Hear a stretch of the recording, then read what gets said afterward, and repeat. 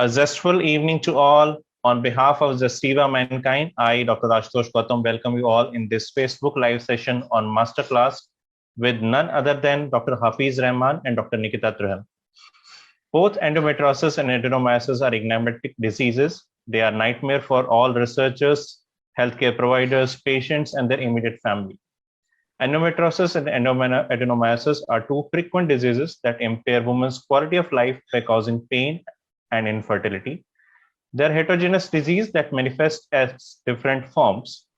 But before we begin this scientific session, let me give you a brief corporate overview of Zestiva Mankind. Dear friends, with a humble beginning in 1995, Mankind Pharma is today among the top 5 fastest growing pharma companies, with number 1 rank in terms of prescription and 4th in terms of top line revenue.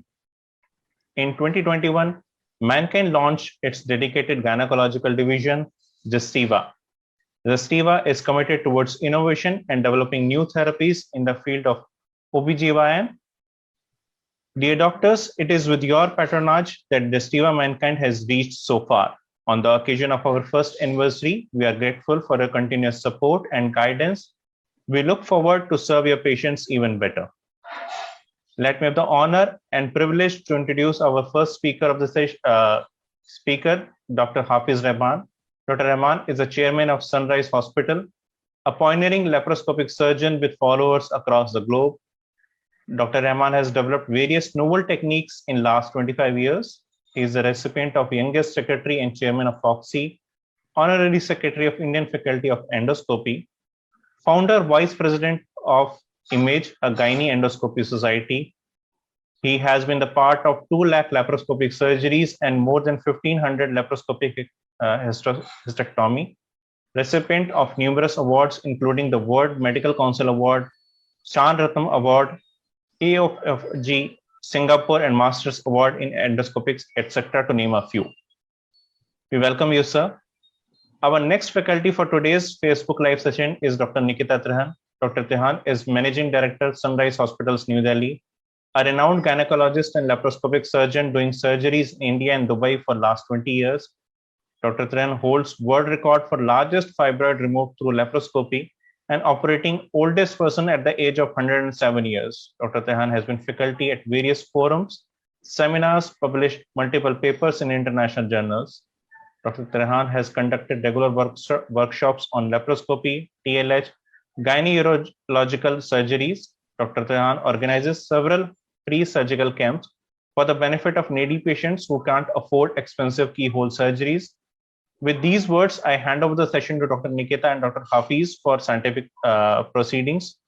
Over to you, ma'am. At the outset, I'd like to thank you for the kind introduction. And without much ado, I'd like to start with my presentation. Just bear with me for a second while I share my screen.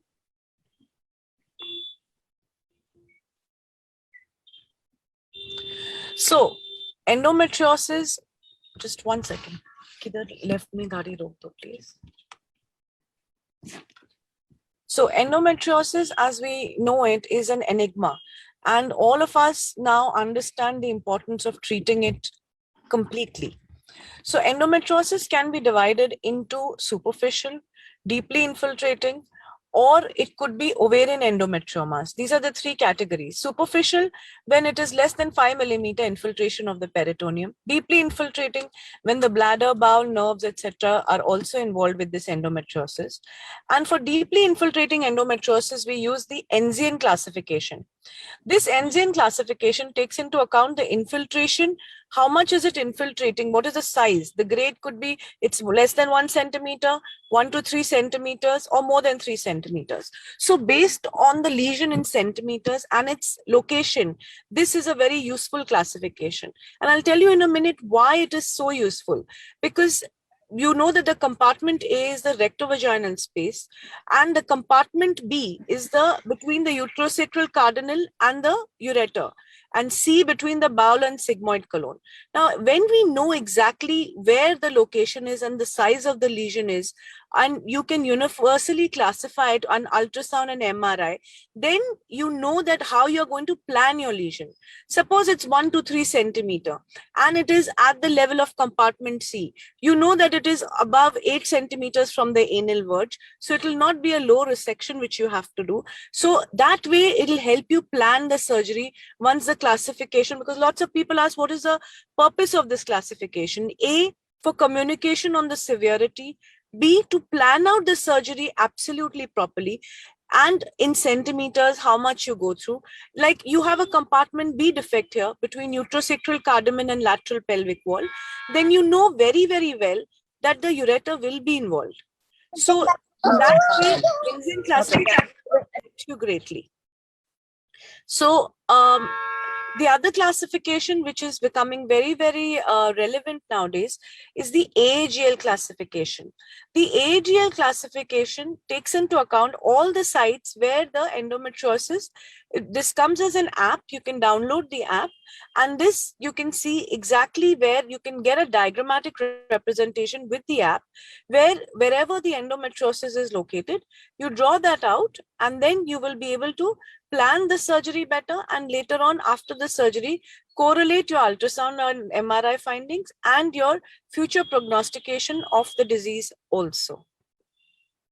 So ASRM states that endometriosis should be viewed as a chronic disease that requires lifelong management plan with the use of maximizing medical treatment and avoiding repeated surgical procedures.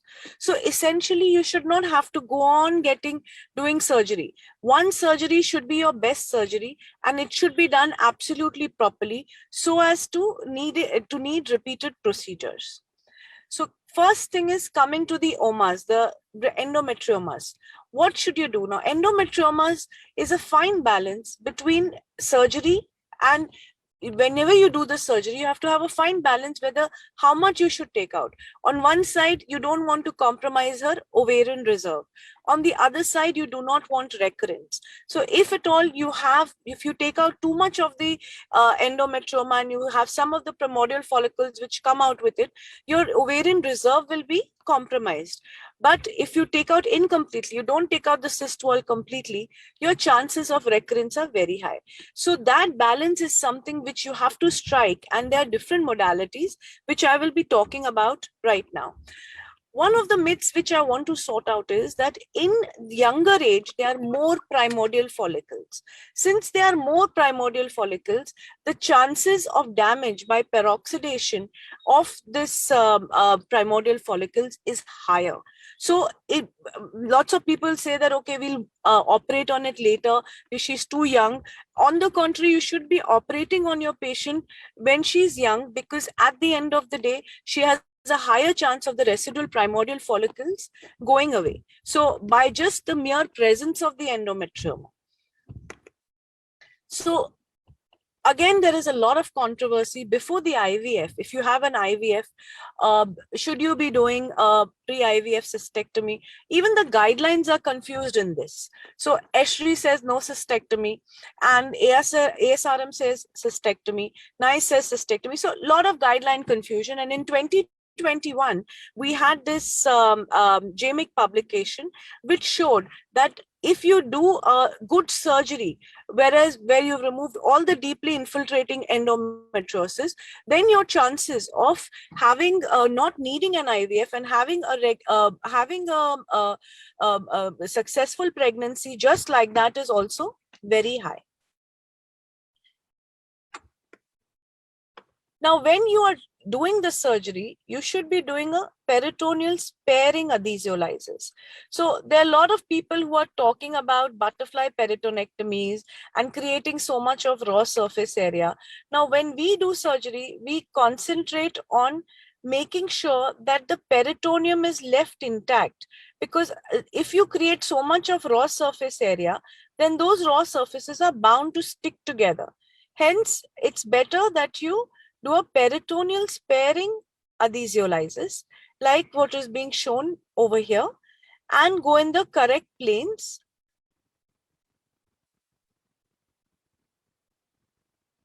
So here you can see that this is the peritoneum is intact. intact. So you will not need any adhesion prevention barrier. So if you keep on damaging the peritoneum, so if there is blood in that area, or if the peritoneum is damaged, those are all things which are going to lead to more adhesions. So being in the correct plane, causing less bleeding, and respecting the peritoneum will help you get a better result.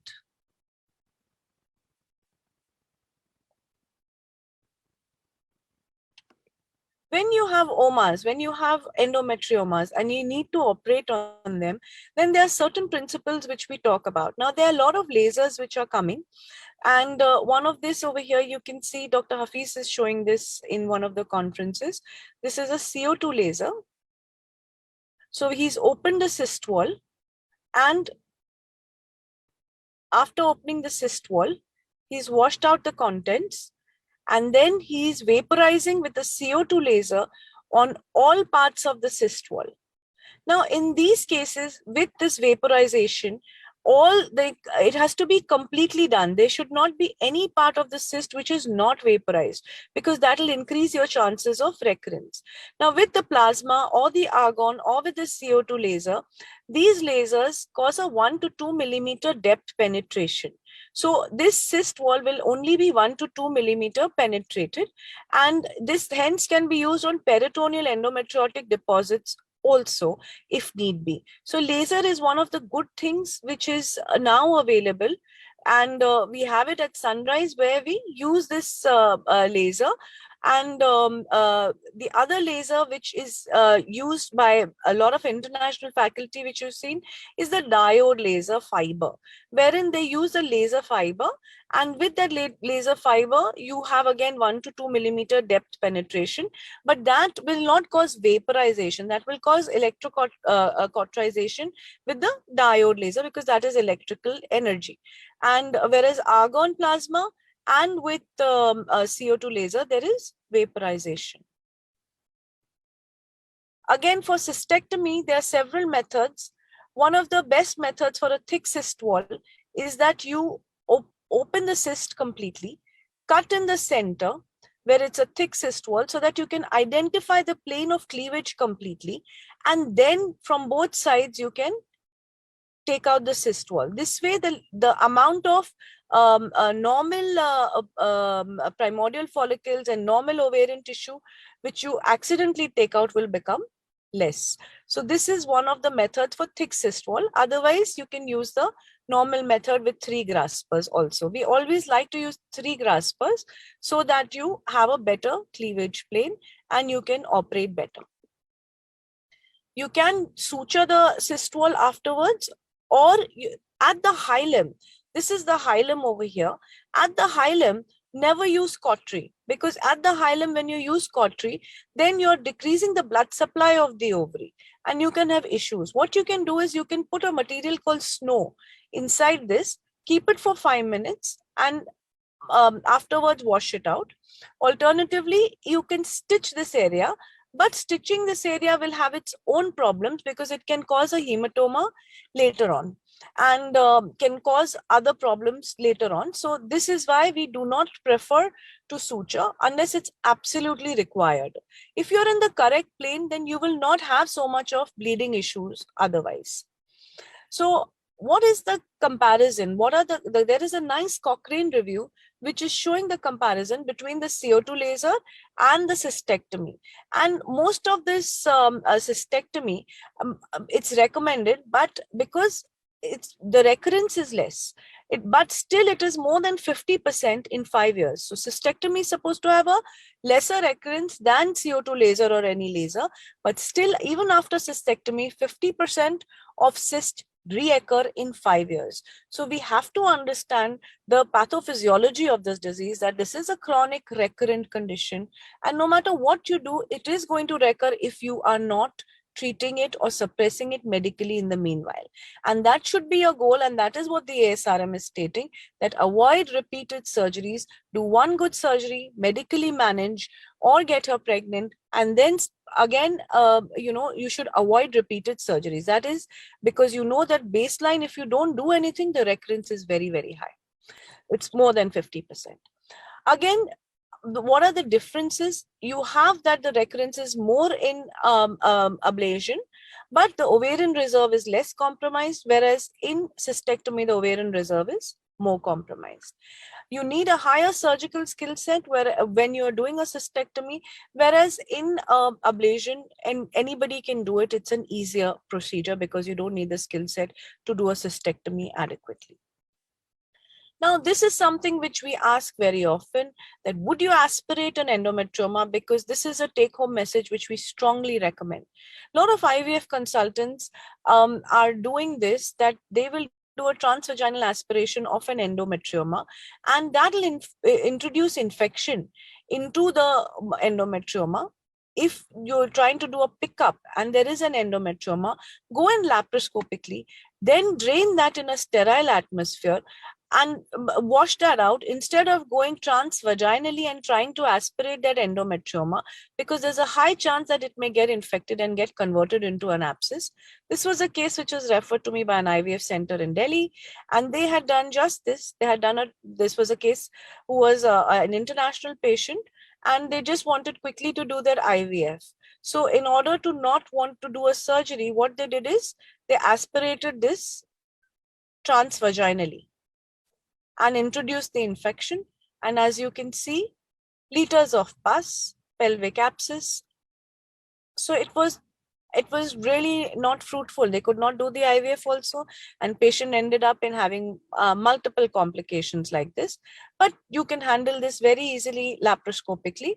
If your principles of surgery have to be followed, where you have to use large bore drain, and you have to use liters of fluid to suck out everything and wash everything out, and of course do a cystectomy at this time properly. Now, suppose you have a loss of ovarian and reserve for any reason, what will you do? Well, this is the new kid on the block. Just as a side, I'm mentioning it. Here you can see my orthopedician is taking out the stem cell from the iliac crest, and then what he's doing is he's giving it to the stem cell person. This is a Jamshedi needle inside the iliac crest, and then after aspirating it, this is given to the stem cell person, who centrifuges it and then puts the granulocyte colony stimulating factor and heparin, and then prepares the stem cell. And here you can see at one point is a small ovaries. At one point in the ovary, I'm injecting the stem cell. You should not be injecting it at multiple points, because if you inject it from here, it will come out from the other side. So only at one single point will you inject the stem cell. This has come as a boon, and it's very useful in people who have a decreased ovarian reserve and are not willing for donor eggs. So this is something which can be useful and very frequently used in people who have endometriosis and have had multiple cystectomies and low ovarian reserve. Now moving on to urinary tract endometriosis. Urinary tract endometriosis affects 1% of women with endometriosis. Prevalence is most in the bladder, ureter, and kidney. This is what is classically told to us, that 40:5:1. But nowadays we are seeing extrinsic endometriosis is going higher than the bladder endometriosis also. The left ureter is more affected than the right side, because the sigmoid colon is there on that side, and so the drainage of the menstrual blood comes on that side. So the left ureter is definitely more affected than the right side. Now, when you have bladder endometriosis, you can see, again, Dr. Hafeez will be talking about the bowel endometriosis, so I'm not dwelling on that. But the principles are the same for any hollow organ. You can see that there is a serosa, there is the detrusor muscle, and then there is the urothelium. So if at all the lesion involves only the serosa, you'll have a shaving of the serosa on top of the bladder. You can have a partial cystectomy where you've taken this detrusor out and then stitched this back, or you can have to cut the mucosa and take everything out. So depending on the lesion, but the lesion should be completely out. Now, when you plan a surgery for bladder endometriosis, there are clear steps to follow. Firstly, you have to do a cystoscopy to map and identify your lesion. And you go in laparoscopically, open the paravesical spaces medial to the obliterated umbilical artery, reassess the lesion, and you then decide on partial, wherever you can avoid a complete cystectomy and opening the bladder and taking it out, it's better. If the mucosa is not or urothelium is not involved, a partial cystectomy would be better. But in case you can't avoid it, then you have to go ahead with this completely. So here is a case who had come to me from Afghanistan with severe pain. This is bladder endometriosis. As you can see on cystoscopy, this is the lesion. She also had an isthmocele. So I had to repair both at the same time. So lots of people do some kind of mapping, like, you know, like you transurethral, they go in with a resectoscope and map this area. That is really not required, and better to go in laparoscopically and open the bladder.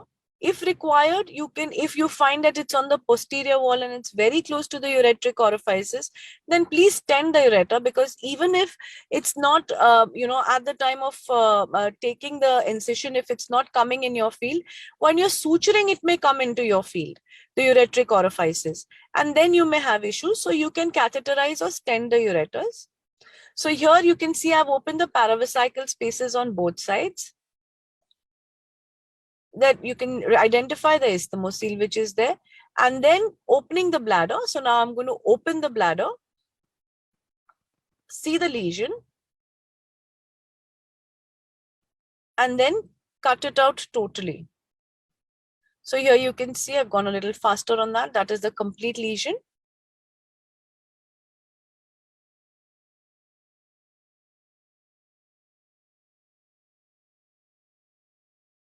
So take the lesion out completely.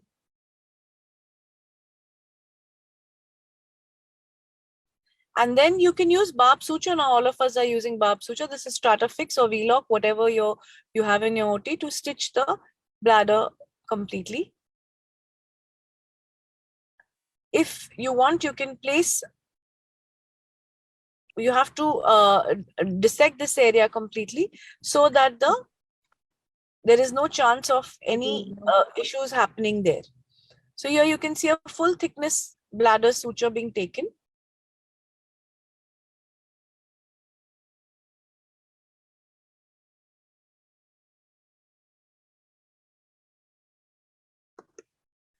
Moving on to the other part of ureteric endometriosis, the other thing which is very common in ureteric endometriosis is of two types, the extrinsic type and the intrinsic type.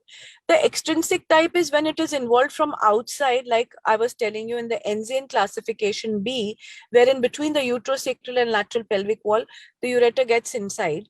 So that part of it, extrinsically, you free the ureter and it's okay. But intrinsic type is where you have to cut the ureter, there's fibrosis inside, or the mucosal involvement is there. Then you have to cut the ureter and either do a reimplantation, or you may have to do a resuturing and cut away that much part if it's higher up of the ureter. So the surgery is again always started by a cystoscopy. You do a ureteric stenting if it is needed and then proceed ahead. So this is how a ureteroscopy is done. This will be something, this is a 4 French, where you can see the ureteric orifice. So what I'm doing is I'm going into the ureteric orifice. Now, I'm just go a little faster on that. So that is the ureteric orifice. You go in and you see for any mucosal involvement, any fibrosis inside. And if you can't pass it, then you take a call accordingly. So this is how a ureteroscopy is done with a 4 French ureteroscope. It's fairly easy.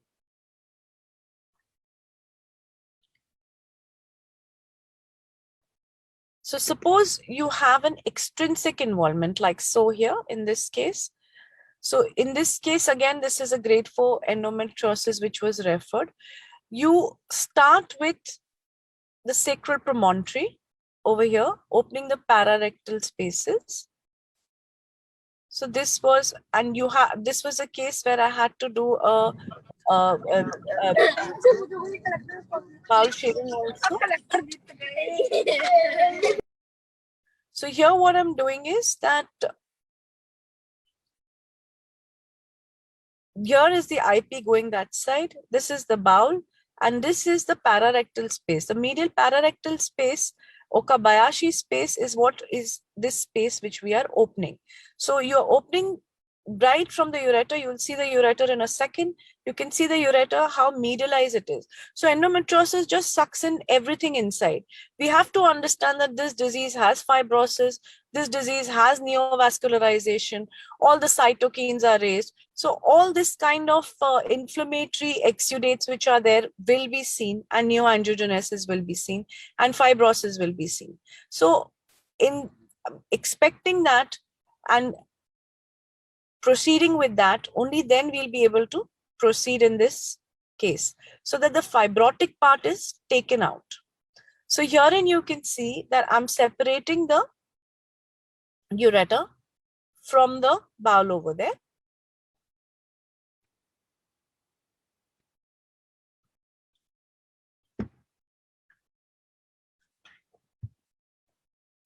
Thumb. Thumb. Wait. So here you can see what I'm doing is I'm cutting the uterosacral ligament.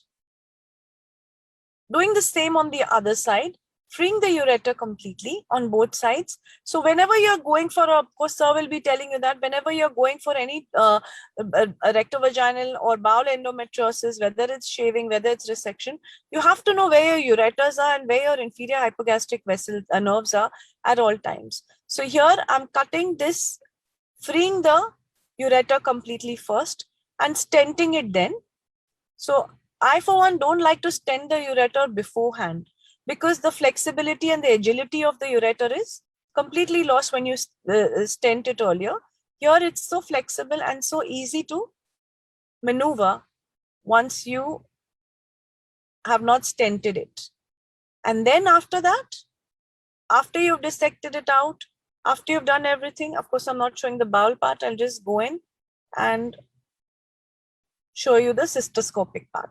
So here you can see that this is the ureteric orifice. You put in a ureteric catheter, pass a guide wire on top of it, and then pass your double J stent.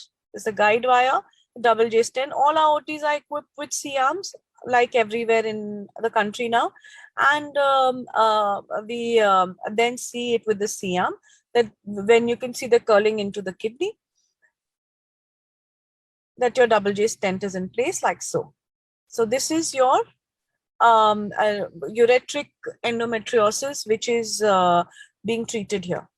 Now, in some cases, you may have to basically do a complete reimplantation. Now, this is a case of very bad grade 4 endometriosis, and you have to take out, you have to separate that ureter and cut that ureter and reimplant it. You can see how sticky and how fibrotic the tissues are. This is the problem with endometriosis. It can totally ruin the normal planes and make it very difficult. So as you can see here, this is how the endometriosis is totally sticky and everything is fibrotic and inflamed here. Now this is the sheath in which we are going in. Normally, we don't like to go in this sheath because the adventitia blood supply you don't want to damage, but you have to sometimes go into it. Like over here, there is no plane. So have to take out the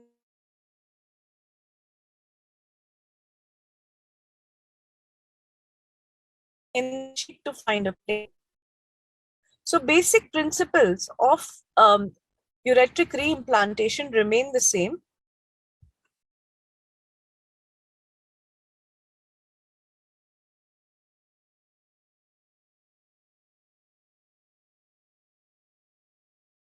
After mobilizing the ureter,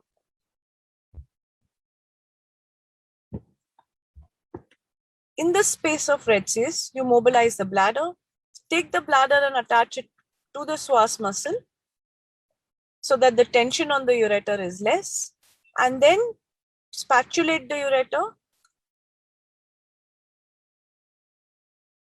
So here you can see I'm on the first step of mobilizing the ureter completely.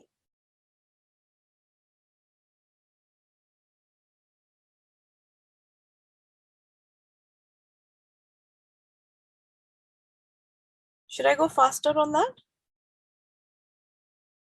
So again, right up till the pelvic brim. Here I have tunneled. You can see the detrusor muscle on both sides so that I can have an anti-reflux entry into the continence mechanism of the ureter.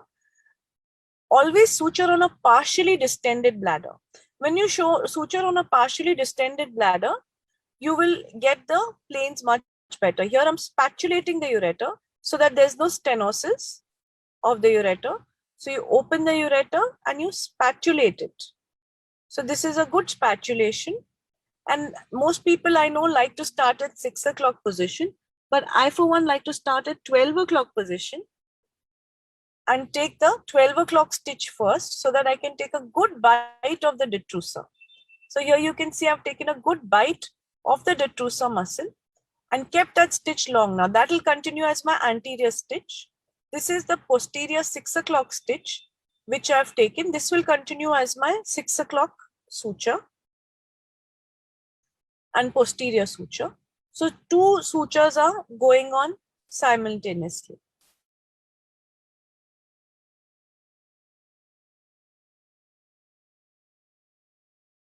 After stitching this ureters on both sides, taking it completely, then you use the anti-reflux mechanism. Now you can see this is my 6 o'clock one, posterior one. Now I'll take one here and then come on one this side so that your suturing is good and there is no stenosis. Anyway, you've spatulated and you put the stent properly, so the chances of stenosis are less and the outcomes are usually very good with this because of the spatulation. I know a lot of people do not like to use the detrusor anti-reflux mechanism.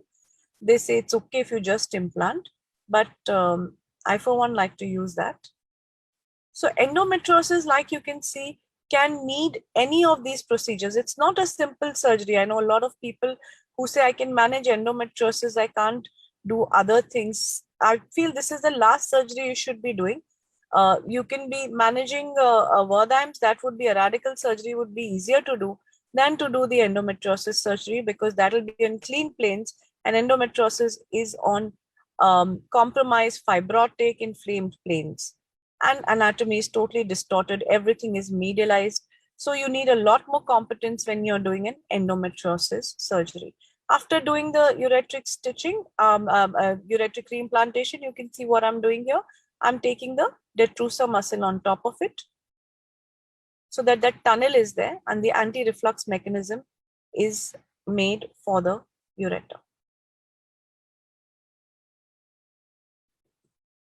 So women are unnecessarily given an option of IVF or surgery, and almost 68% women, again, which is proven by JMIG in one of the good systematic reviews. It's not a 1 or 2 patient study. It's a systematic review with thousands of patients involved in that, which came in 2021, which shows that spontaneous conception after good endometriosis surgery is very, very high. And you should prefer that, try that. And even if you're going for IVF, the chances of you having a success is higher if you've done a good surgery. Otherwise, women unnecessarily get these complications. Like this woman had come with a toxic megacolon, and fecal peritonitis, toxic megacolon, perforations like that because of obstruction, or having a mute kidney, something that the woman really does not deserve. So the take-home message should be to do a good and complete endometriosis surgery just once. A special mention for endometriosis in the adolescent group. I'm not going to talk much about it. I'm just going to go faster on that. Whenever you have a young girl who's come in a younger age, you have to rule out any malignancy because germ cell tumors and solid endometriomas, etc. You'll have to see that you rule out a malignancy. Have you ruled out a congenital malformation, especially if it's a unilateral endometriosis? And can you give medical management before bone age complete? In congenital malformations like ovira, where you have obstructed hemivagina, there is a didelphic uterus, one side of the vagina is obstructed, and you have an ipsilateral renal agenesis, you just have to take out this longitudinal septum, which we take out by hysteroscopy, vaginoscopy, And by this method, you can open it out. So one take home message is, because I've seen in conferences, people talk about doing a hemihysterectomy for an overa. Please do not do that. So you will be able to take out this septum by longitudinal vertical septum by just a resectoscope, vaginoscopy, and the entire hematocolpos will drain out, and that unilateral endometriosis which you are seeing will disappear. Same with Robert's uterus also. The other thing which you have to see is that do an X-ray of the left wrist, see the bone age is complete, because a peak bone mass which is formed before 30 years of age, that is something which is affected by a lot of things, including your adenoids. They say it's reversible, but still there are lots of, if the patient has not achieved peak bone mass. So in adolescent age, be careful when you're using any of these drugs, and of course rule out a malignancy. So with that, I end my presentation. Thank you very much for a patient hearing. And I would like to invite all of you for Legends Going Live 2022 on the 16th and 17th of July in Delhi, where the live transmission will be there from Sunrise Hospital, Delhi to Hyatt Regency, Bikaji Kama Place. So look forward to seeing you all there on the 16th and 17th of July this year. Thank you. Thank you, Dr. Nikita, for a nice presentation. I think sorry, we're doing it from the car. Thank you for being such a sport. And now I request Dr. Hafeez Rahman to begin his talk. In the meanwhile, I also asked all the attendees who have joined us from the Facebook, please do post your questions and queries on the comment section so that we can get back to you on FAQ once we do it. So over to you, sir, Dr. Hafeez Rahman. Can I, is there any reason why I'm not able to optimize my video? Have you blocked anything there? Can your audio visual person can? Yeah, Wasim, can you help us in that? Technical team, Ruchit? Yes, sir. In the Zoom, I'm not able to optimize my video. You are not able to share the video. And not send, optimize it. Just a second. I think it's blocked or something.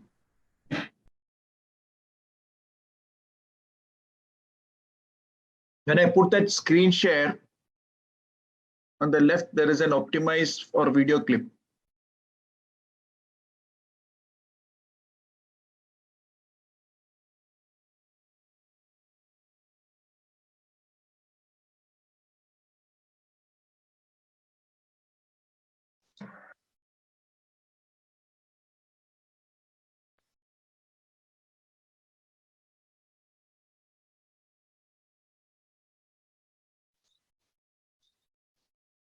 Anything, or should I continue? Sir, I think you can continue. If there is any problem for the videos. No issue, sir. Please go ahead, sir. Yeah.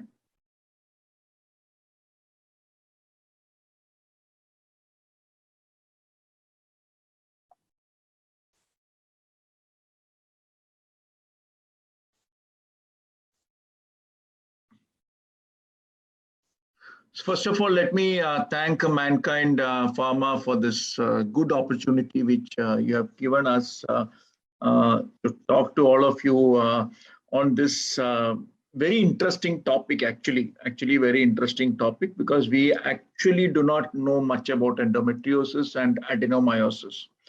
But we find this disease very common. Actually, this should be one of the most commonest disease where we are not much aware of what is happening with this disease, and we don't know really how to treat this disease. But now we have formulated a lot of different ways of treating this disease, and that is why we say that this is a lifestyle disease, or this is a lifelong treatment and all those things, because we actually do not know how to cure it. Now, in today's talk, I'll be mostly talking on the adenomyosis or infiltrating endometriosis, not going much into the bladder, which Dr. Nikita has already talked, mostly on adenomyosis. We should understand certain facts regarding adenomyosis, especially when it comes to infertility. Number one, in cases of adenomyosis, the biggest problem is not actually the adenomyosis, it's a utopic endometrium.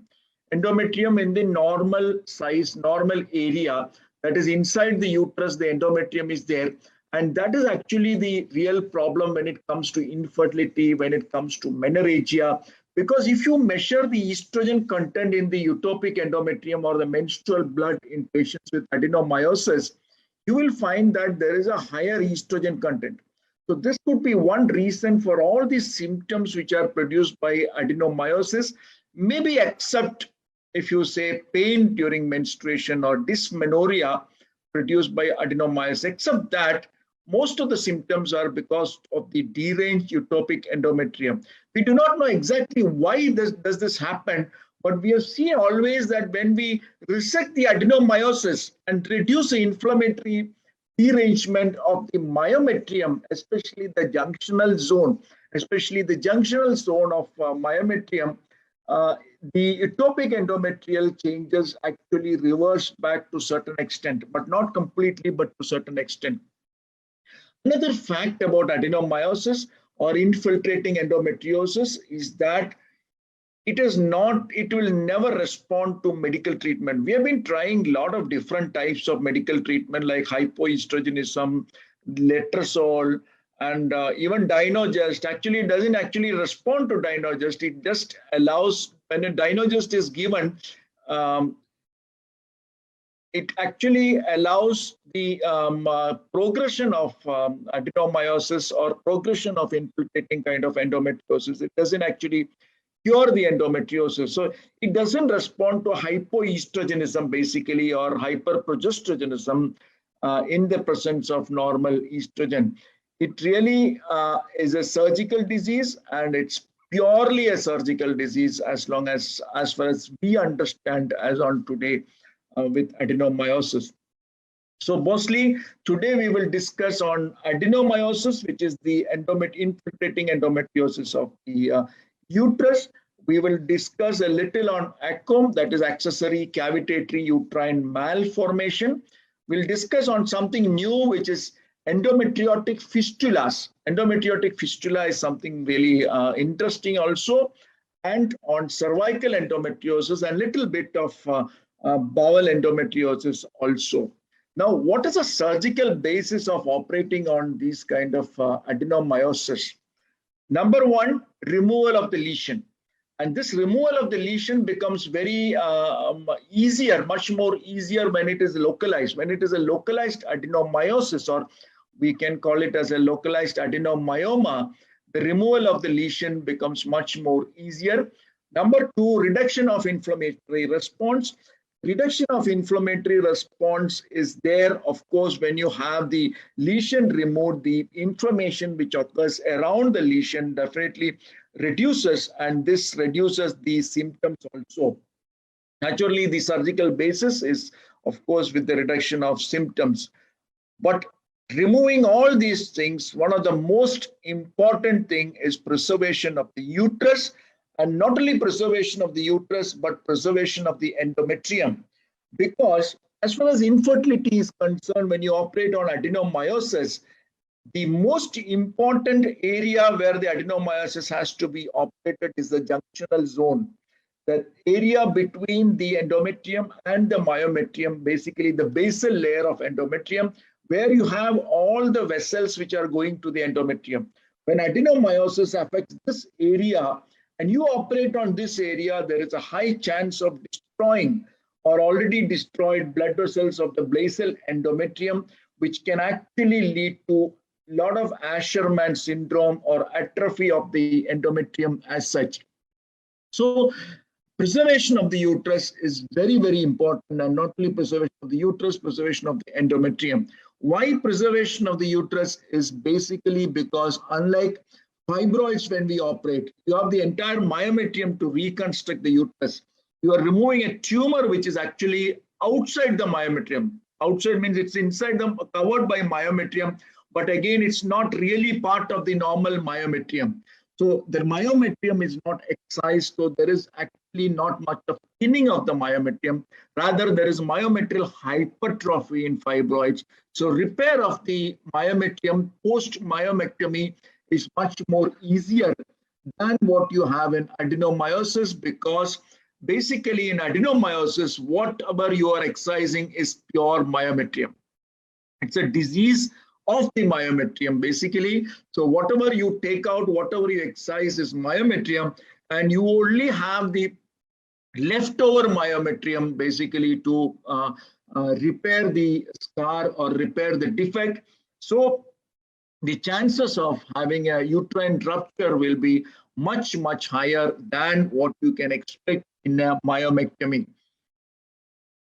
Now we will discuss, having said that it's a surgical disease, that is adenomyosis or infiltrating endometriosis, we will purely discuss on the different types of surgeries which can be used for adenomyosis. One is we will discuss on the localized adenomyomectomy, which is a local one, local adenomyomectomy. Then we will discuss on the T-shaped adenomyomectomy, the knife adenomyomectomy, which is a new thing which is added on. We will discuss on ACOM, and then we will discuss on gross wedging also. Now, if you look at the localized adenomyomectomy, as you can see here, when the adenomyosis is completely localized to one area, is the video clear? Yes, sir, it is clear, sir. Pretty much clear. So if the adenomyosis is localized to one area, it's actually easier to dissect it rather compared to the ones which are spreading throughout the myometrium. You can see how the localized adenomyoma gets dissected nicely, and then you can suture it completely, as you can see here. Now, at the same time, if it is a diffuse adenomyosis, one of the most important thing in tackling diffuse adenomyosis is to understand whether it's an anterior adenomyosis or a posterior adenomyosis. Now, how do we understand whether it's anterior or posterior? At laparoscopy, it's extremely difficult to understand it's anterior or posterior because in most cases of posterior adenomyosis, you will find that the fallopian tubes are being pulled down, and you will find that the anterior will be bulging upwards as the fallopian tubes are pulled down. We call it as octopus phenomenon. So when you put the incision anteriorly, you will straight go into the uterine cavity. It will be a complete posterior adenomyoma pushing the anterior upwards. So this, what we are seeing is an anterior adenomyosis. You are seeing is the flap method.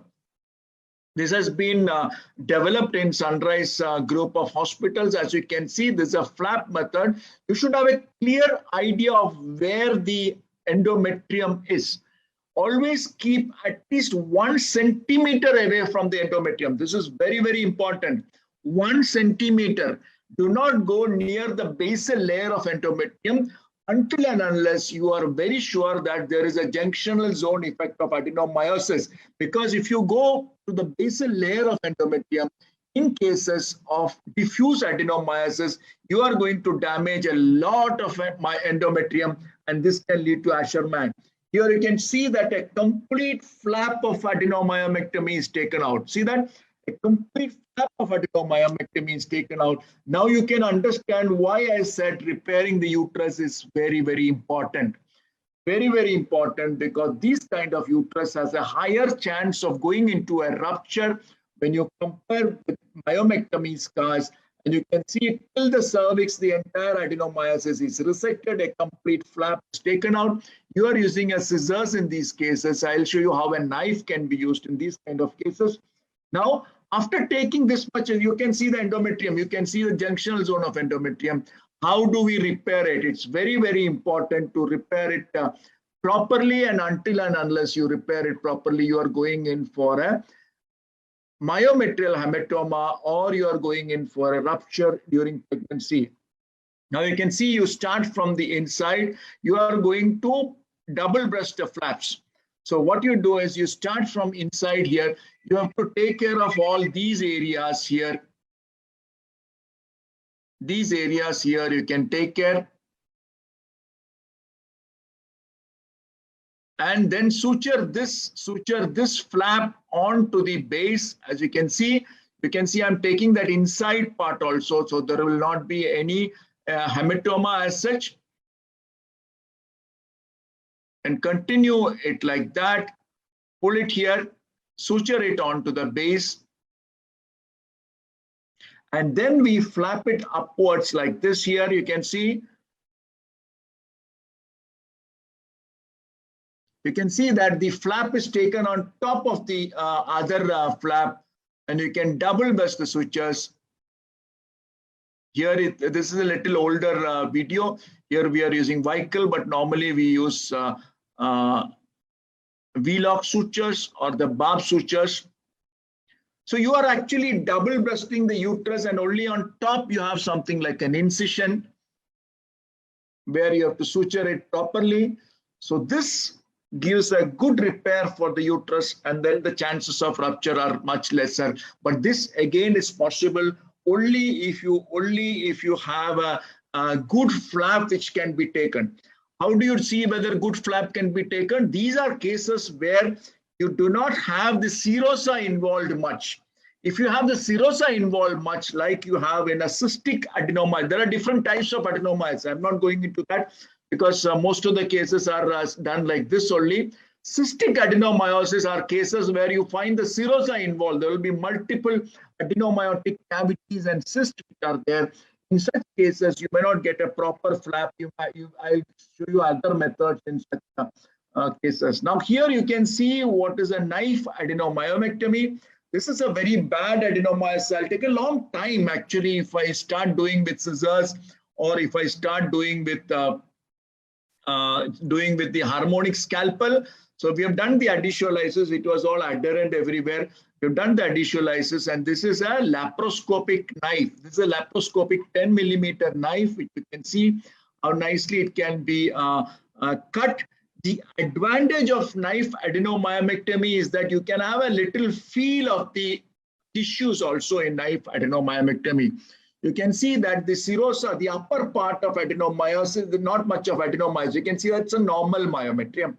Now, this is a T-shaped incision. Again, the Sunrise method or the Rahman's method, you have the T-shaped incision which is put, and then we raise flaps on both sides. As you can see here, we are raising flap, and this is very easy to raise the flap like that. See, with the knife, you can raise the flap and you can feel the adenomyosis, you can feel the normal tissue, and it is very easy to raise the flap like that. You know, this knife actually can go inside also. Whenever you feel that the pneumo is off, you can just withdraw the knife fast, and it saves a lot of injury, chances of injury to the bowel. Now here you can see that we are raising the flap, and nicely the adenomyosis can be excised after raising the flap. See how nicely the flap can be raised, much actually better than what you can do with the harmonic scalpel, because you can see the tissues much better here. And once the flap is raised, what you can do is you can excise this adenomyosis here. You can excise to a great depth when you have this knife actually, because it's much faster and much easier, as we can see here. So this can be like completely excised, and then the uterus can be resutured, as you have seen in the other case.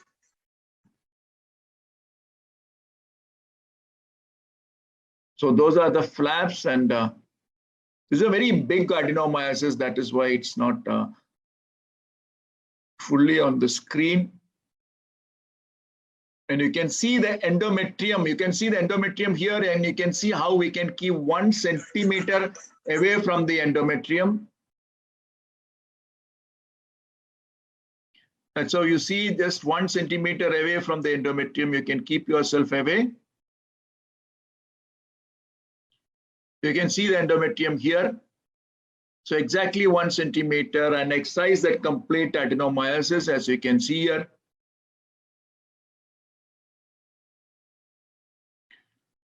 And take it out.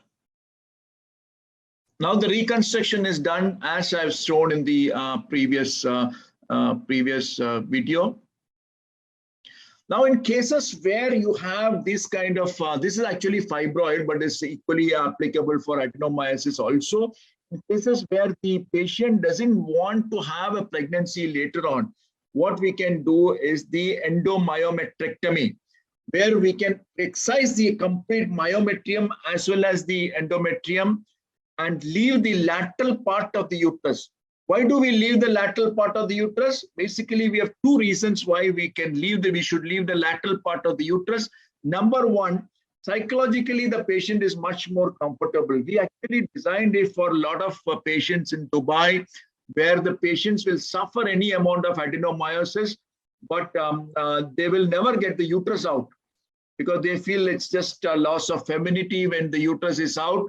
So we preserve the uterus. So there is a psychological advantage when you say that you can preserve the uterus, but at the same time, a large part of this adenomyosis, you can see the brownish material coming out, large part of this adenomyosis with the endometrium. But make sure that you do take the corneal endometrium, because otherwise it will cause, it will lead to hematometra. So this much uterus, myometrium and the large part of endometrium is taken out in these cases. As you can see, this is the left side. There is an anterior fibroid also, so you can take the uterus. And once you resect the uterus, you can see this will be the picture. And after resecting it completely, you can go ahead and reconstruct the complete uterus. And if you do an ultrasound postoperatively, it will look exactly like the uterus. So the patients are very comfortable psychologically with this, even though physiologically and pathologically there is not much of a difference. And now you can see how the uterus is getting reconstructed. We suture it nicely. As you can see, the uterus, you will have the central core of the uterus with both the ovaries. The biggest advantage could be that we are not involving the utero-ovarian blood supply. We are not involving the uterine artery nor the ovarian blood supply. So this may be an advantage to reduce the premature ovarian failure, which is at times known in cases of hysterectomies. So this is how the uterus is getting reconstructed.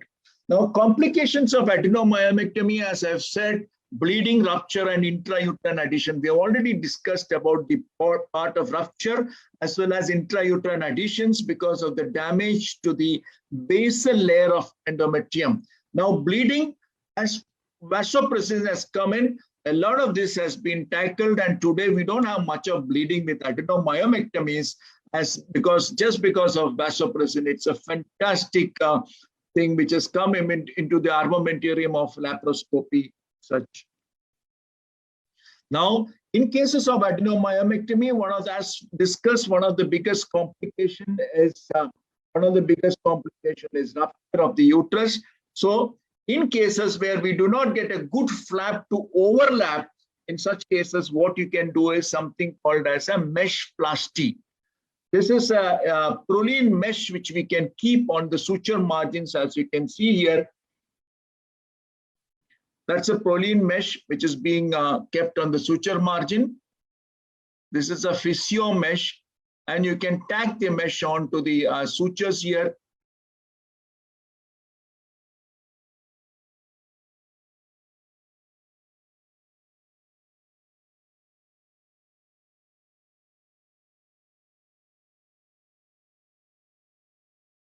And the mesh will be kept there.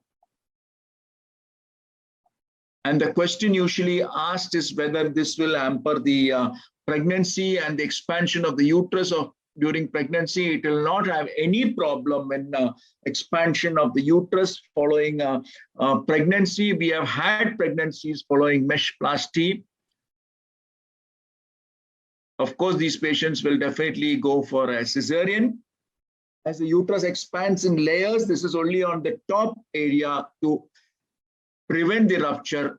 There will not be any issue of uterine expansion during pregnancy in these kind of mesh plasties. Now, hysteroscopic resection, not much useful in cases of adenomyosis because of these reasons. There will be more damage actually to the junctional zone if you try to resect hysteroscopically, thinning of the myometrium and rupture, because We cannot repair the myometrium histoscopically because we cannot suture it and repair it properly, as you have seen in the entire cases of laparoscopic adenomyomectomy. So we do not prefer much of histoscopic adenomyomectomies unless it's something projecting into the uterus. Adenomyotic fistulas are a phenomenon which you can see very clearly here, and most of these adenomyotic fistulas are seen for in cases of cryptomenorrhea. Cryptomenorrhea means here you can see this is a case of vaginal agenesis, where you can see here, you can see the fistulas, which are vesical fistulas. This is a cystoscopy picture. You can see the vesical fistulas, transverse septum producing cryptomenorrhea or hematocolpus, and that hematocolpus, the endometrium gets tanked. This is known as the sanctuary effect. Usually sanctuary effect is talked in urinary endometriosis. You can see that the adenomyosis infiltrates into the urinary bladder, and you can see the multiple fistulas which are produced because of the adenomyosis. Nothing is done in these cases. These cases, usually if you reduce the cryptomenorrhea, you will not have any problem in these cases. Here you can see a nice case actually.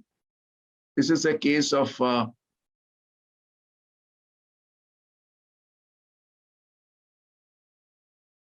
uterus didelphys,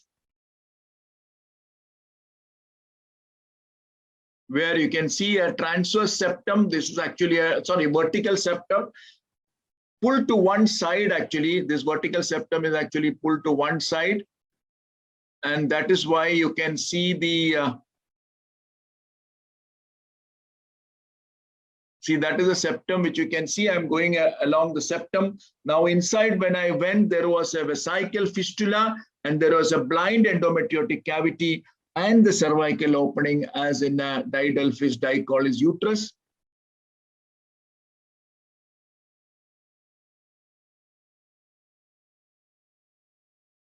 That is the endometriotic cavity which you can see on the right side.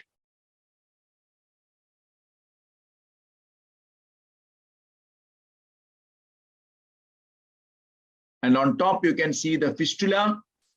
And on the other side, you can see the cervical opening. That's the cervical opening. And that's where you can see the cervical crypts, and then you're going into the uterine cavity. So this kind of cryptomenorrhea can really produce infiltration into the material of the uterus as well as any part of the pelvis or bladder or even rectum, and it can lead to problems like that.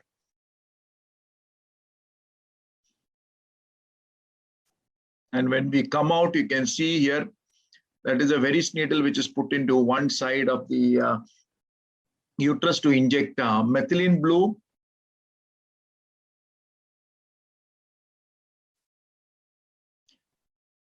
And you can see when we come out, you can see the fistulas here.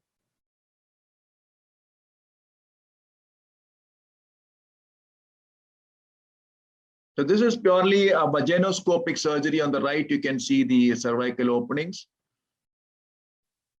So this is purely a vaginoscopic procedure with the 3 holes you can see in the same vagina. Now here you can see a case of cervical endometriosis where you can see the dirty fluid coming from a small hole in the cervical canal, which is producing secondary infertility. You can see that fluid coming out from this small hole here, which produces secondary infertility. But when we went into the, it's not enough that you open up this hole and open up the cavity, because when you go into the cavity, you see a large cavity. When you go into the hole, you can see a very large cavity actually. As you can see here, a very large cavity as big as endometrium. So this is something which actually has to be excised laparoscopically. I went into this cavity in the cervix, and going in, you can see a very large cavity here. As you see here,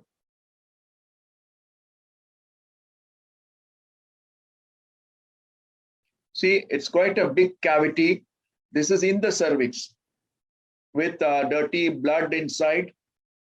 And what we did is we excised that cavity completely laparoscopically. This is a cavity in the cervix. It's not the endometrial cavity. So we excise that laparoscopically. Here you can see.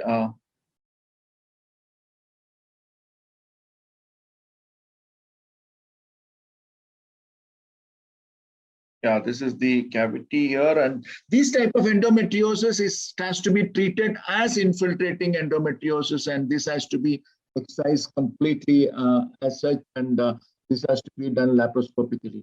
Now here you can see a video where there is a lateral infiltrating kind of endometriosis. We're just opening up here on the lateral part. You can see the large ureter.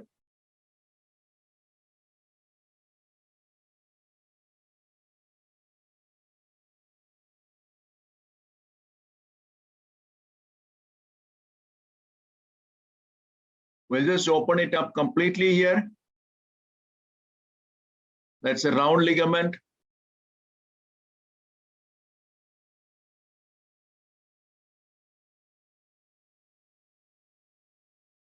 You can see that the lateral vaginal wall is this is a lateral vaginal paravaginal septum. You can open it up completely. One of the most important thing in endometriosis is that your dissection should be always in the normal planes. When you resect the infiltrating kind of endometriosis, do not cut into the endometriosis. Your resection should be actually always in the normal plane. Here you can see the huge hydroureter. Because of the lateral endometriosis, you can see the large hydroureter. You can see the ureter just entering into something where it's completely stuck. So in these cases of hydroureters like this, it will be actually better to cut the ureter from here and re-implant it as such. Oh, sorry.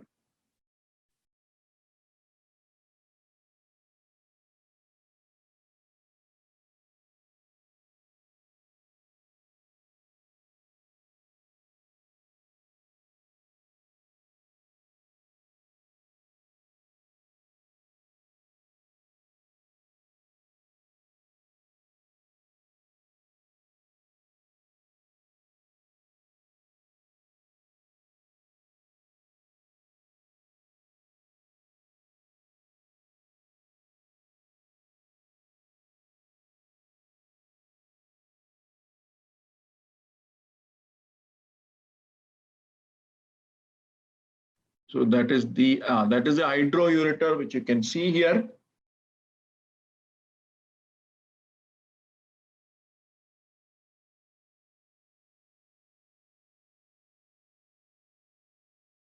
You can see that complete ureter is stuck there, and beyond that it has become smaller, and the endometriosis was actually infiltrating it completely. So we are taking that ureter from that area. You can see the ureter is something like, looks like bowel. So we'll take the entire ureter from there.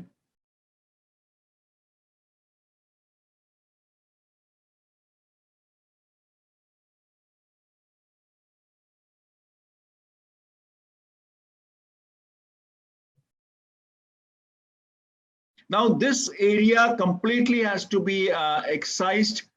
See here, this area is that's the area of the, now that's a ureter. Just opening it up since we took it with harmonic.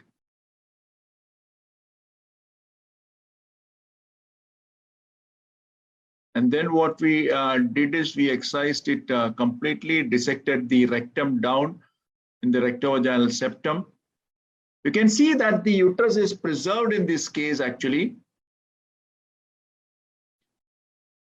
So we went down. As you can see here, it was going almost up to the levatrine. It was going in the pararectal area up to the levatrine.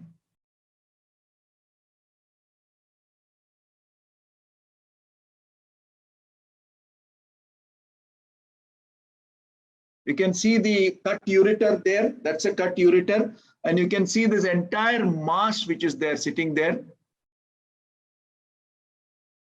and the bladder is dissected up. And we had cut the ureter in that proximal area also, where it was entering into the bladder.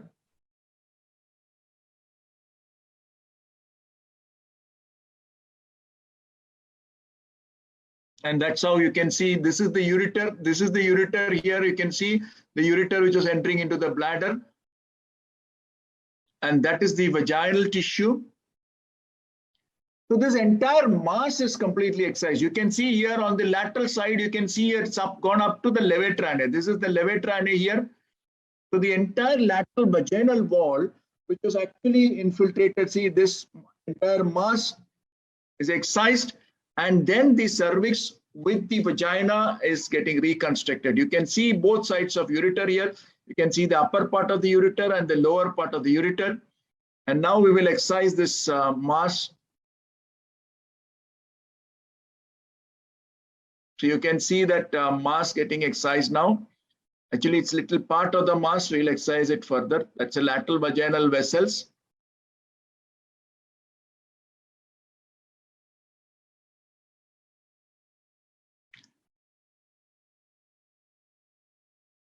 I'm hoping that you are understanding the anatomy now. The right side is a uterus.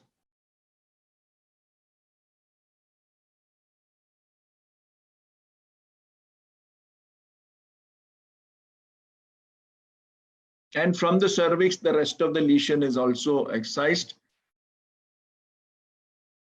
That is opening on the vagina.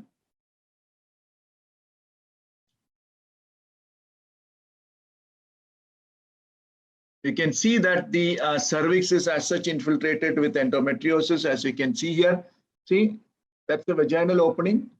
You can see how much of endometriosis is there in the pouch. And this entire thing gets excised here.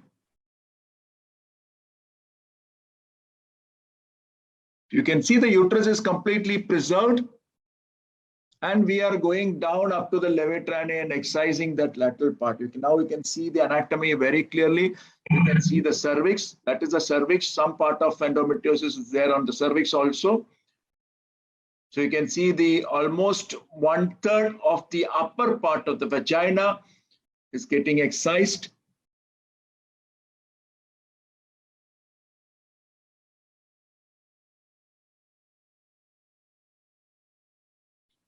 Now, this is something like the bowel endometriosis, which you can see here. In cases where it is infiltrating into the bowel, there are two methods of excising it. Most of the cases, I do not prefer much of shaving actually, because it has to be excised properly. So shaving, we do not prefer much. So it will be better to excise that lesion completely in such a way that the entire lesion is taken out. If you keep even part of the lesion, it will not be a very fruitful excision. Here you can see that the entire anterior wall of the bowel is resected on a discoid fashion. So this is a discoid excision of the bowel, as you can see here. So that is a lesion completely excised. And then you can suture that bowel. And since it is usually the retroperitoneal area, this bowel excision usually doesn't leak in this area. It leaks usually if it is inside the peritoneal cavity. It doesn't leak in this kind of excision. So you can suture it nicely, put a double layer suture, and you can finish off the excision. In cases like this also, you can do a discoid resection with the circular stapler. As you can see here,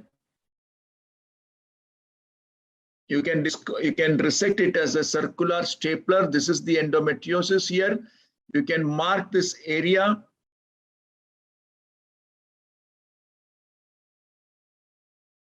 That is how we mark the area, then put the circular stapler.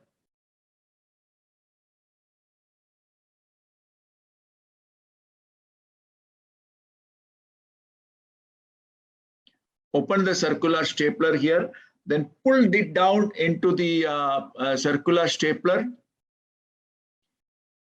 You can see how the thing is opened.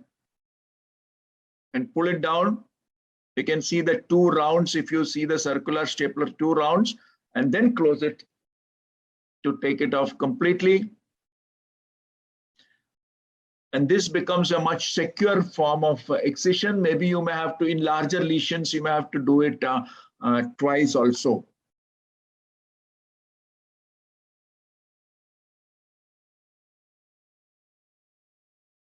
This is another case where you have the posterior endometriosis.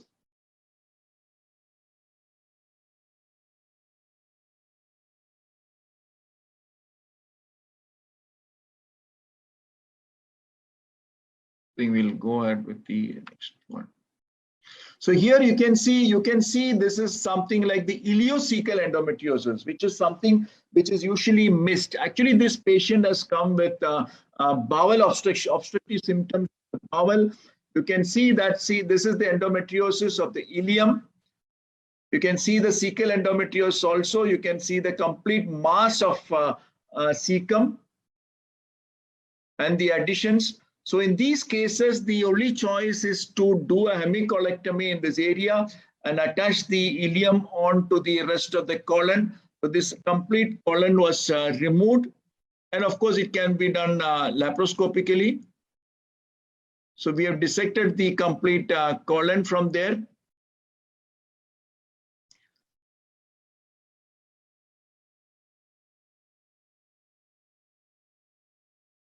And went ahead to do the hemicolectomy. Now, one of the most important thing which I would have to specify is that who will do all these surgeries when the ureter is involved, when the rectum is involved, when the uterus is involved. The problem is when you come to the urinary bladder, the gynecologist doesn't know much about the urinary bladder or the ureter, but the urologist doesn't know much about endometriosis.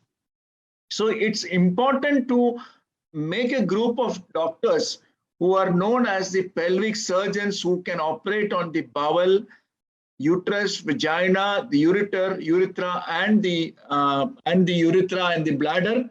So these doctors are known as the pelvic surgeons. So with endometriosis, it's very, very important to understand this concept of pelvic surgery, who can really operate on this, who understands the structures like the bowel, the genital structures, and the urinary bladder or the genitourinary structures, as well as understand this disease of endometriosis.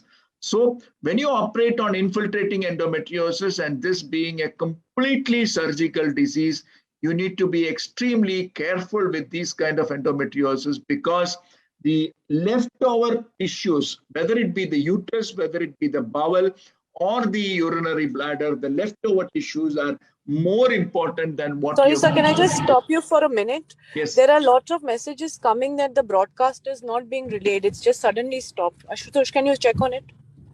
Ma'am, I'm already on to this. So more or less people are viewing it, and it is quite visible. Can you just check, because lots of people are messaging me personally. I'm already on phone, ma'am. Just finishing it.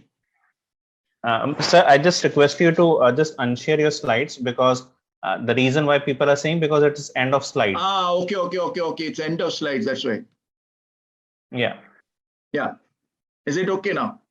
Yes, it's So okay, because already we are thinking of creating this concept of pelvic surgeons who can actually operate on all these 3 levels of organ: the urinary system, the genital system, and the rectum as a rectosigmoid area, as well as the pelvic nerves and vessels also, because this endometriosis, we have of late seen that it can even infiltrate into the pelvic nerves. You are getting to pelvic neurology. We have seen endometriosis which were infiltrating into the pelvic nerves also, which has to be released for pain relief. So thank you so much for your patient listening so far. Thank you, sir. It is always a delight to hear you, and your presentation was marvelous. I will just like to post few questions which we have received from our audience. So there are many. I will just picking up a few. So this goes to both of you. A diminished ovarian reserve post-op is the most common complication of endometriosis surgery. So there was some talk about stem cell therapy. If you both can elaborate upon that, Nikita? how successful it is on real world scenario. So in a real world scenario, stem cell therapy is being done for decreased ovarian reserve, whether it's because of elderly age, whether it's because of previous surgeries. And in these cases, what we do is we take the bone marrow stem cells and we prepare the stem cell and inject it into the ovary. Now, what this does is it increases the cytokines, it increases the pro factors for the ovary to regenerate. It's a regenerating mechanism, and we've been doing it for the last 6 to 7 years, because we know that especially women who come from the UAE do not accept donor eggs for IVF. So for them especially, it's very useful. 47 to 52% is the success rate which we have seen. We cannot promise them the world, and we do promise them that 47 to 52% is the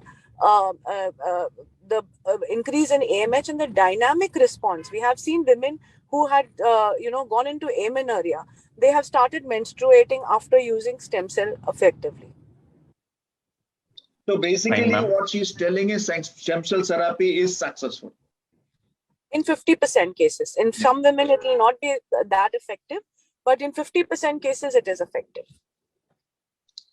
Great, ma'am. So the post follow-up question is that there are several surgical techniques you have talked already in your talk.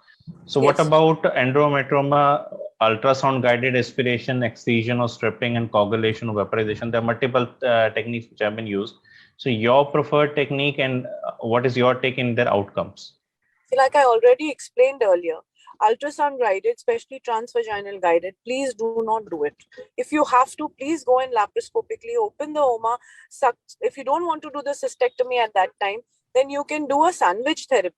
In a sandwich therapy, you open this out or go in for IVF directly, where you first open the endometrioma out, drain the endometriomas, wash out the contents, and then decide whether you want to do a cystectomy at that time or not. And basically what happens is when you go transvaginally, you're introducing infection from a contaminated area, and you may end up in pelvic abscesses and all the other issues which can happen. Whether it's sclerotherapy with alcohol, whether it's anything else, you're going from an infected area inside. So I would not recommend it. Even if the patient has to be taken for IVF at that time only, then you have to go in laparoscopically, drain the oma if it is large and if it is coming on the way of your ovum pickup, and then go in for the pickup only after you've done this. If you're very good at your ovum pickup and you can do it avoiding the endometrioma, then do that. Then there's nothing like it. You can do the cystectomy after you've done the ovum pickup. So basically in endometriomas, the tug of war is between the ovarian reserve and the recurrence rate. So if you see cystectomy, recurrence rate is less, but it reduces the ovarian reserve drastically. But in cases of laser vaporization, the recurrence rate is little on the higher side, but it preserves the ovary almost completely. So in younger patients and patients who are preferring for fertility, it will be definitely better to do a laser. In older patients who doesn't want any recurrence, but not that much bothered about the fertility part of it, the choice would be a cystectomy. Great, sir. So there are multiple questions for diagnosis. So your take on how effective it is, because they were just asking about one specific operative procedure where Dr. Nikita was operating, that how much effective would a diagnosist will be in these patients. So again, like I said, the ASRM states that you should medically manage after a good surgery. So first, your good surgery should be there. And for chronic suppression, Dynogest is one of the best drugs, which is, it decreases the local angiogenesis and the progesterone. So it is something which is very, very good for recurrence, to avoid the recurrence. But how much it will work in a non-operated area, that is questionable. And in adolescents, when you have not done a surgery and you're using Dynogest, again, I was saying peak bone mass is not obtained in them. Some of these drugs will cause a compromise in the peak bone mass, which will affect her BMD throughout her life. So you have to be careful in adolescents, but in If you've done a good surgery, you want to get pregnant, sometimes you go on dialysis for 5 years also very happily. So basically, We have Dynogest two kind of methodologies which we use for Dynogest. One is the sweet regimen, which is 3 months on, 7 days off, where she gets only 4 menstrual cycles in a year with Dynogest. Or you have the regular 28-day cycle with the Swedish protocol, where you have 3 months on, 7 days off. Have bleeding on which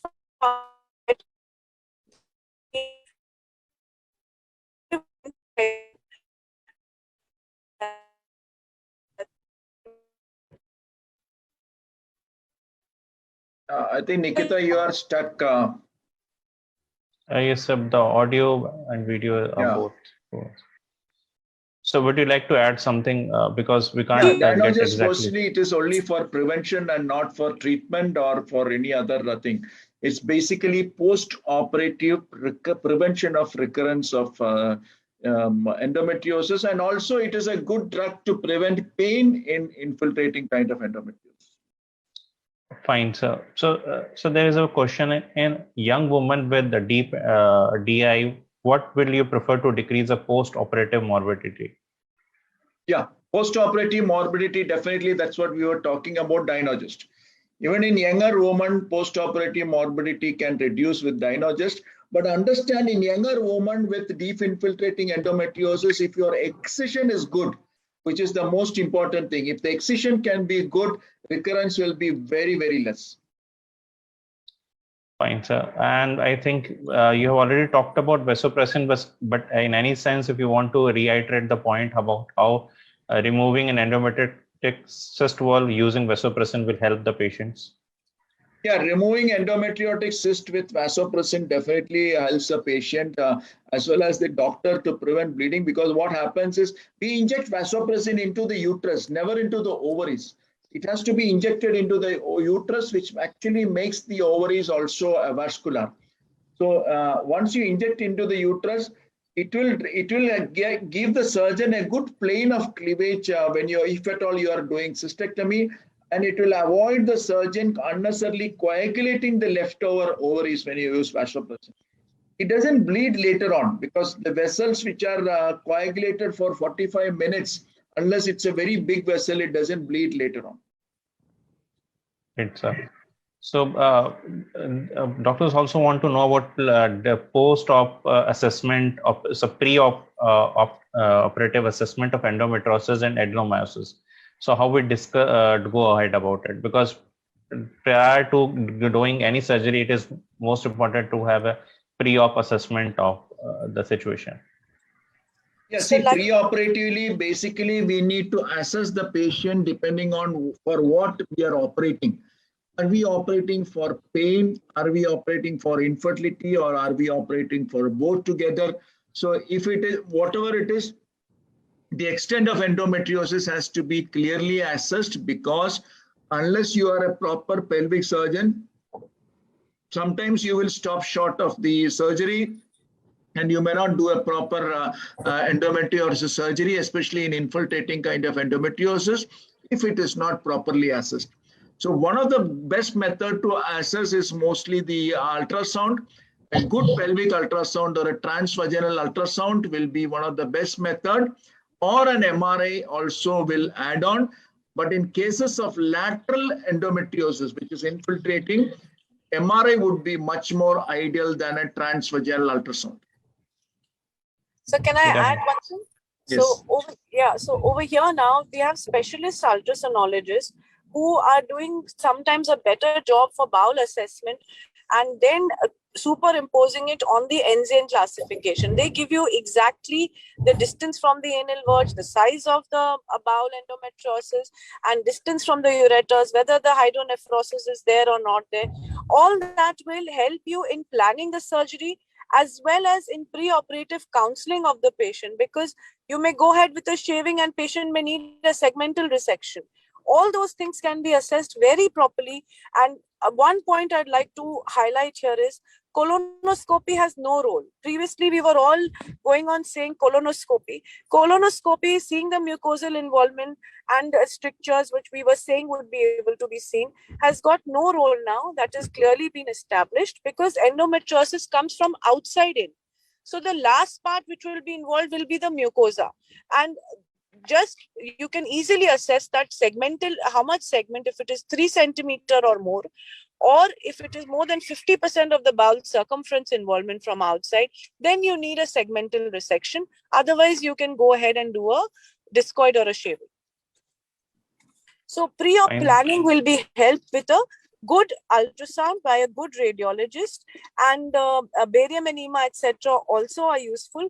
But MRI and like sir was saying, but more importantly is a good ultrasound. We are all coming back to ultrasound now. Fine, ma'am. So the next question is preventive treatment that can be used during surgery to help prevent adhesions from forming. So, yeah. This is one of the most important thing again, as all of you must be understanding how the adhesions form.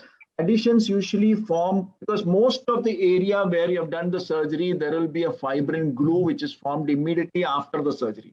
Now, there are peritoneal factors which reduce this fibrin glue, which are the fibrinolytic agents in the peritoneum. So how do we prevent adhesions? You have to reduce the fibrin glue, you have to increase the fibrinolytic agents or preserve the fibrinolytic agent.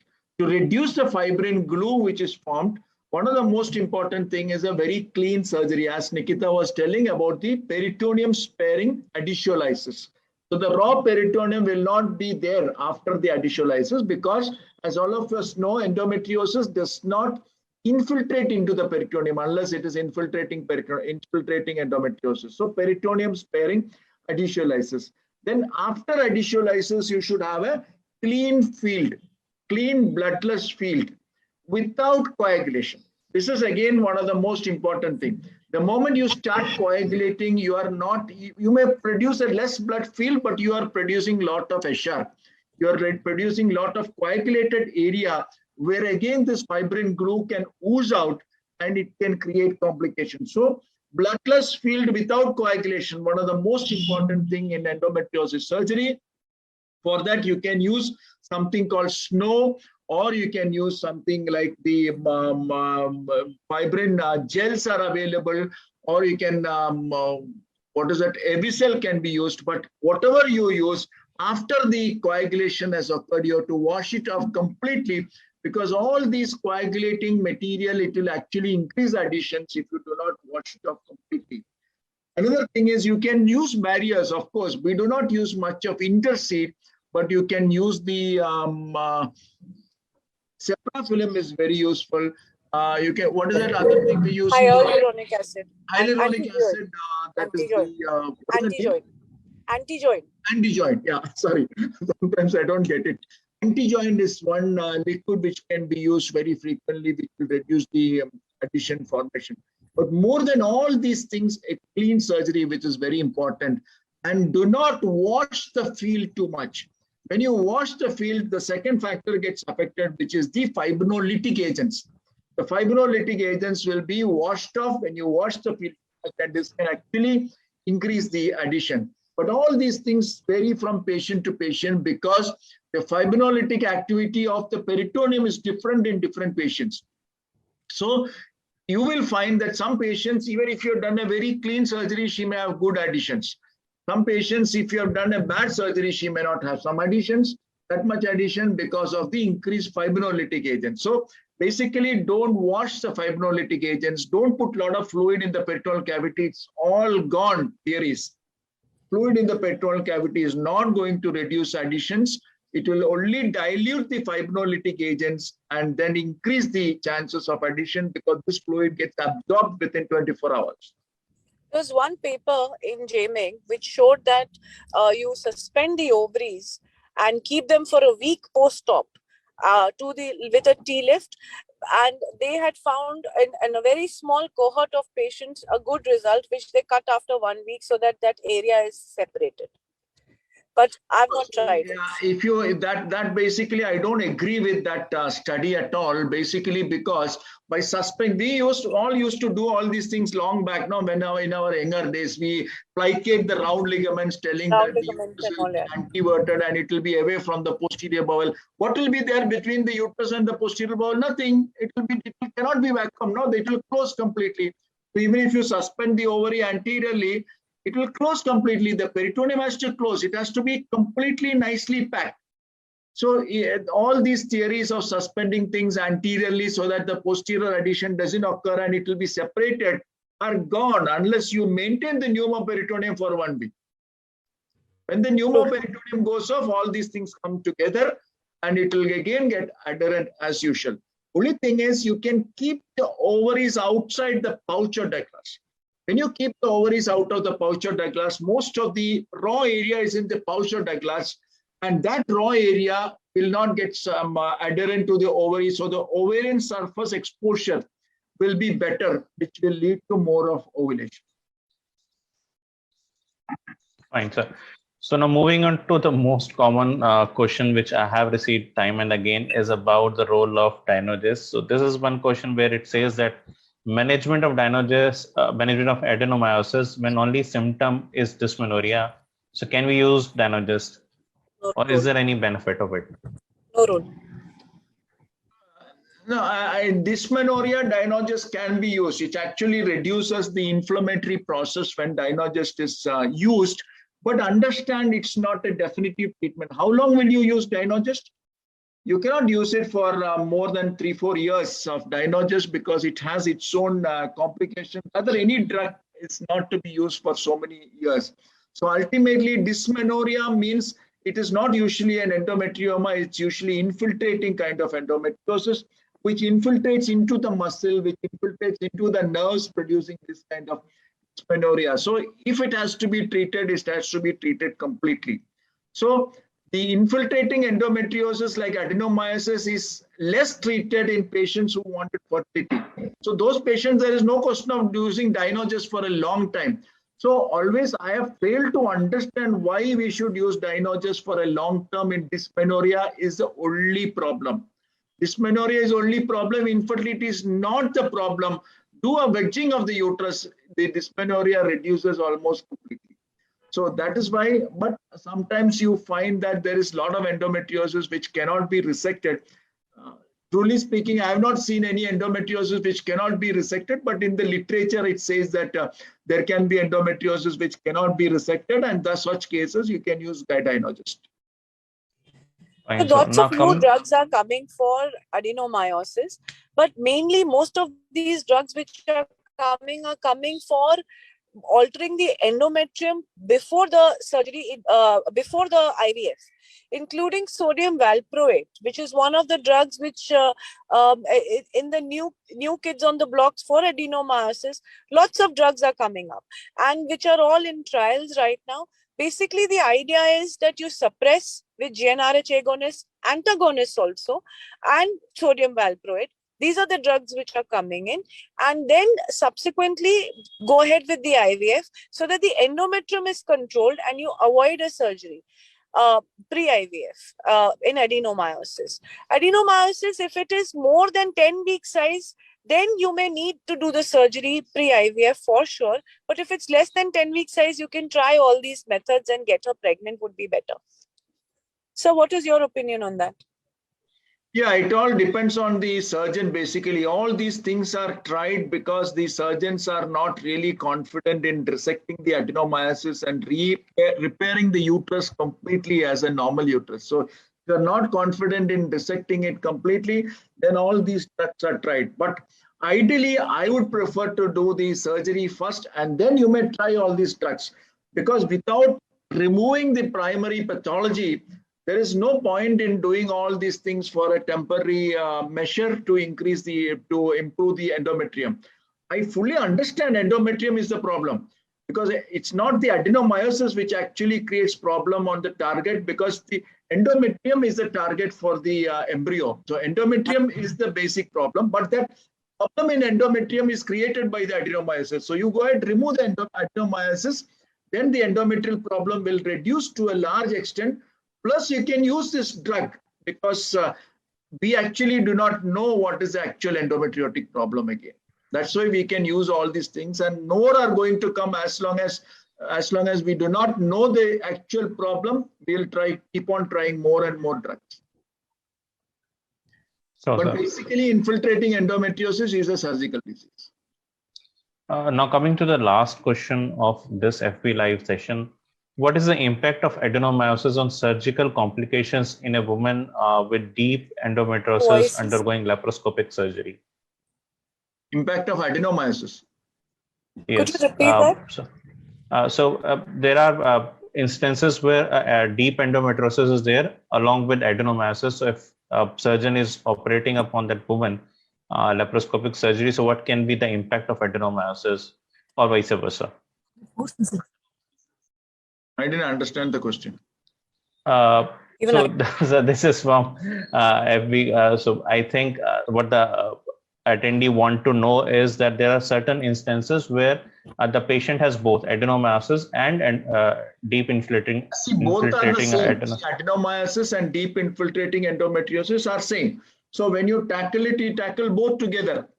As much of adenomyosis has to be resected in such a way that you can repair the uterus, plus the deep infiltrating endometriosis has to be resected completely. There is nothing like as much of deep infiltrating endometriosis. If you are resecting the deep infiltrating endometriosis, resect it completely. Fully, it can be resected in any case. So far, I have not come across a case where it cannot be resected fully. Maybe the case where it cannot be resected fully, maybe if it is infiltrating into the external iliac artery or something. Even that case also, we can resect it. So deep infiltrating has to be completely resected. Adenomyosis as much as possible in such a way that we can preserve the uterus, because that is more important in adenomyosis, preservation of the uterus. There's one person who's asked this question a couple of times when I was showing my video. That is how to prevent a UV junctional block when you are doing a ureteric reimplantation. This is a question which I'd like to answer, which I had said that when I was showing my presentation, you have to spatulate the ureter properly and you're putting a stent on top of it and you're cutting the entire fibrotic part of the endometriotic ureter out. So then the chances of having a stricture at the UV junction is very, very, very low. I, for one, have not seen one. And the studies also show if you've spatulated the ureter nicely and closed it properly on a stent, then there will be less chances. Fine, sir. Anything from Dr. Hafeez side to add to it? So thank you so much for all the time which you are given for us in this thing. I hope the audience have enjoyed it thoroughly, and we look forward for more sessions like this. Definitely, sir. I am getting a lot of Facebook feedback, so they are saying good job, good views, and lot of appreciation for both of you. So I thank all our faculty, Dr. Nikita, Trehan, and Dr. Hafeez Rahman for such an engaging and endometriosis needs a full day.